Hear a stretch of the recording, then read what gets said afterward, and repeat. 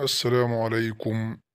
ازيكم يا جماعة عاملين ايه؟ دي تكملة الجولة اللي قبلها، اللي هي جبناها من منطقة الزيتون لحد المنطقة بتاعت مدينة نصر. احنا برضو لسه في مدينة نصر دلوقتي، مكملين بقى مع بعض لحد ايه بقى، هنروح لحد الطريق الدائري ونروح منطقة كارفور المعادي. صلوا على النبي يا جماعة، كل سنة وانتم طيبين. احنا في رمضان 2025. يلا بينا. طبعا هنمشي على المحور ده، مكملين مع بعض طبعا. على ايدينا الشمال بقى منطقة الحي السادس والحي السابع والحي العاشر، مدينة نصر كلها. هنفضل ماشيين على المحور ده.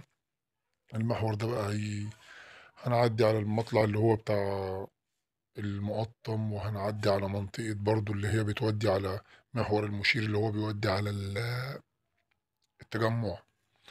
احنا مكملين مع بعض كده لحد الدائري، مكملين مع بعض لحد الدائري. دي تكملة الجولة اللي قبلها. بس طبعا زي ما اتفقت معاكم قلت لكم انا هعمل جولات مدتها 10 دقايق. فالجولة اللي قبل دي لقيتها داخلة في 9 دقايق كده وهتعدي، قلت أفصل ونكمل برضو مع بعض. الجولة دي برضو هتبقى حوالي 11 دقيقة. كل سنة وانتم طيبين، رمضان كريم وأيامنا كلها سعادة وهنا وسرور يا رب. وزي ما قلت لكم بقى أنا بعمل جولات كده إيه في رمضان، خفيفة وسريعة، ويا رب تعجبكم. وإن شاء الله مكملين مع بعض يا جماعة طول شهر رمضان. إن شاء الله مش هسيبكم، كل يوم هنزل لكم اي جولة زي ما اتفقت معاكم في الفيديو اللي قبل ده. وبعد رمضان بقى نخطط كده ليكم خطة حلوة علشان نعرف نمتعكم بالخروجة بجد. مكملين مع بعض يا جماعة على المحور ده اللي هو بيودي على منطقة او الطريق الدائري. طبعا في كذا كوبري وكذا مدخل بقى، الدخلة بتاعت المقطم والدخلة مش عارف بتاعت ايه. هو الطريق ده محور ده مش عارف اسمه ايه بصراحة. بس هو المحور ده اللي هو بيجيبنا من عند منطقة او جامعة الازهر. عند مصورنا كده كان التقاطع بتاع جامعة الازهر.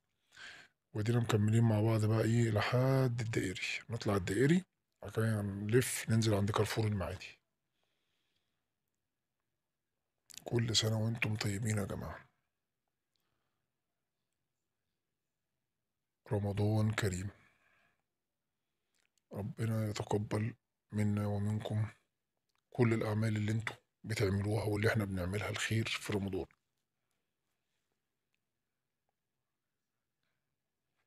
سامحوني لو انا تحسوا ان انا كحيان كده في صوتي، علشان زي ما قلت لكم الواحد في رمضان بيركز في العبادات اكتر من الشغل.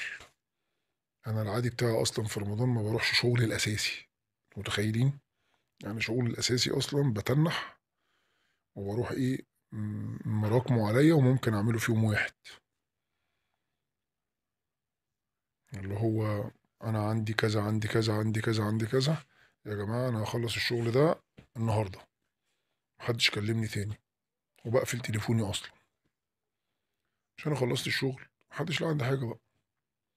بس بقى باجي في اخر رمضان بيبقى يعني لازم بقى قبل ما الشهر يخلص. انت كمان رمضان جاي في اول الشهر وهيخلص على اخر الشهر، فانت لازم قبل ما الشهر يخلص لازم تقفل الشهر. فباجي بقى اخر رمضان يعني اللي هو مثلا اخر 3 4 ايام بيبقى بالنسبة لي بشغل سنة بتفحت فيهم. فان شاء الله خير واللي جاي احلى. نعدي شهر رمضان كده على خير وناخد منه بقى اللي نكسب. يعني المكسب من رمضان ان رمضان ده يا جماعة سوق. يعني يعني في خير كتير جاي لك. فانت بقى الحق، هي بكسلت ليه؟ انت الحق بقى وخد الخير ده قبل ما السوق يفض كده ويتقفل. ده سوق وفي جميع العروض زي ما بيقولوا، يعني الحاجات الحلوة. فانت الحق اخطف قبل ما السوق يتلم وفي الاخر تلاقي نفسك ما خدتش حاجة. فنعدي رمضان كده ويا رب بس نقدر نجمع كده حسنات فيه كتيرة علشان نطلع كسبانين، وربنا يتقبله منا يا رب ومنكم طبعا. بس انا مش عارف اقول لكم ايه، احنا ماشيين في طريق فاضي ورايحين على الدائري يعني. فخلاص داخلين على المنطقه بقى اللي انا اقول لكم ده محور المشير يا جماعه. ولو دخلت من الشارع ده هيبقى المقطم. في بنزينه كده هتقابلنا اسمها بنزينه وطنيه على ايدينا اليمين دلوقتي. يعني انتوا فاهمين. والكوبري اللي على شمالي ده اللي جاي بقى، اللي جاي من الدائري رايح مدينه نصر. هصوره لكم وانا راجع. ادي البنزينه اللي هي على اليمين. وادينا بقى مكملين مع بعض. ايه المنطقه اللي جايه دي، الكوبري ده لو لفيت كده ده محور المشير اللي هو بيودي على التجمع شارع التسعين. وفي بعده على طول دخلة بتطلع على المقطم على شارع تسعة. يعني الدخلة الأولى بتودي على شارع التسعين، والدخلة التانية بتودي على شارع تسعة. شفتوا؟ 99.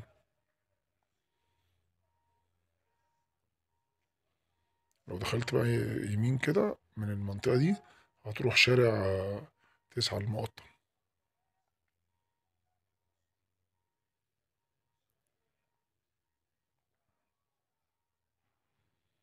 احنا رايحين فين؟ رايحين كارفور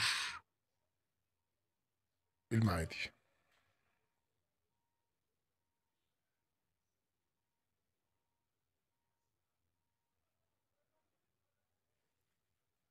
كده بقى تسعة. مش الشارع اللي فات ده كان بيودي على 90، الشارع ده تسعة المقطم.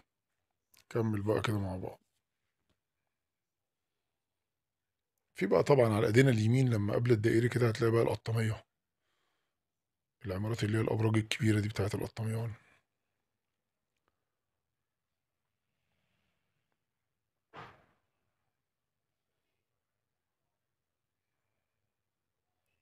رمضان كده هتلاقوا حاجات جديدة.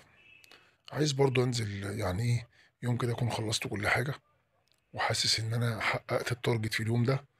اروح نازل اتسحر بره بقى واصور لكم الاجواء بتاعت رمضان بالليل. عايز اعمل كده، شجعوني يا جماعة. اعملوا لايك شير سبسكرايب كده. اشتركوا في القناة. اكتبوا اي حاجة كده حسسوني ان انا موجود علشان انزل يعني. طبعا الناس اللي بتعلق والناس اللي مستمرة معايا دول على راسي والله. بس عايزين بقى اكتر. انتوا عارفين ان الانسان طماع وانا طماع.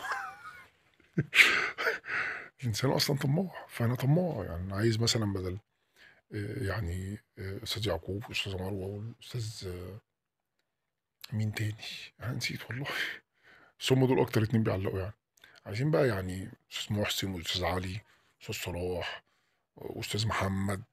كل الناس دي بقى عايزين الناس دي كلها مين الناس دي اصلا؟ انا بقول اي اسماء على فكره. فما يعني شجعونا يا جماعه، شجعونا ان احنا ننزل يعني. بس في حاجه يا جماعه انا عايز اسالكم فيها وانتوا جاوبوا عليا بقى في الكومنتات. انا الفيديو اللي بتعب فيه، بتعب وبقعد انهر في قلبي واقعد اركز قوي في التصوير والاضاءه والصوت ومش عارف ايه. الفيديو ما بيجيبش مشاهدات. الفيديو كده اللي على الله حكايته بروح سايبه كده مصوره واروح هاتفه واقول فيه سلام عليكم وعليكم السلام، بيجيب مشاهدات. فالعيب في مين؟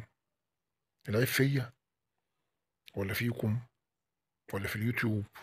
اليوتيوب مثلا اللي خوارزميات بتاعته او عقله هبه منه. فالفيديو اللي بيحس ان هو يعني ملوش لازمه بيخليه ينتشر. الفيديو اللي يحس ان انا ايه تعبان عليه يقتله. فاحنا مش فاهمين. احنا مش فاهمين فين المشكله. يعني المشكله في الفيديو بتاعي ايه؟ الفيديو بيموت يا جدعان اللي انا بتعب فيه. والفيديو اللي ما بتعبش فيه اللي هو عادي خالص بنزله زي ما هو كده ومركزش اصلا في اضاءه ولا في تصوير ولا في مثلا في صوت ولا في اي حاجه. الفيديو بيضرب. تلاقي انا بالنسبه لي الفيديو يضرب ده انا اجيب 1000 مشاهده. بالنسبه لقناه الكحيانه يعني الفيديو لما يجيب 1000 مشاهده يبقى كده بالنسبه لي ضرب. الفيديو بقى اللي بتعب فيه بقى وكده بيتضرب بالجزمه. يعني ايه يضرب؟ ايه يضرب؟ يجيب 40 مشاهده 60 100 بالكتير. ليه؟ ليه يا جدعان؟ فاحنا بقى خلاص احنا كده داخلين على منطقه القطاميه. دي منطقه القطاميه. هنطلع بقى على الدائري قدام شويه كده هنروح طالعين على الدائري، وبعد ما نطلع على الدائري هنطلع الكوبري اللي هو بيلففنا كده وينزلنا عند كارفور. نروح بقى ايه، نروح نتسوق في كارفور، نعمل شوبينج.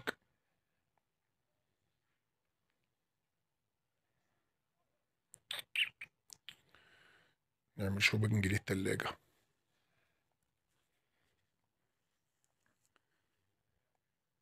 رمضان جانا أهلين رمضان، قولوا معانا أهلين رمضان. رمضان طبعا أنا بسجل بعد ما صورت الفيديو، أنا مش بسجل دلوقتي وأنا ماشي، لأنه أنا ماشي كنت ما بتكلمش، كنت ساكت. فبعد ما بروح بقى بنمسح كل الأصوات اللي كانت في الفيديو، وأروح حاطط الصوت الوحش بتاعي ده، وأروح أعمل له فلتر كده خليه تخين زي الراجل بتاع شيخ الحارة. بس كده يا جماعة، سلام. ما تنسوش تعملوا لايك وشير وسبسكرايب.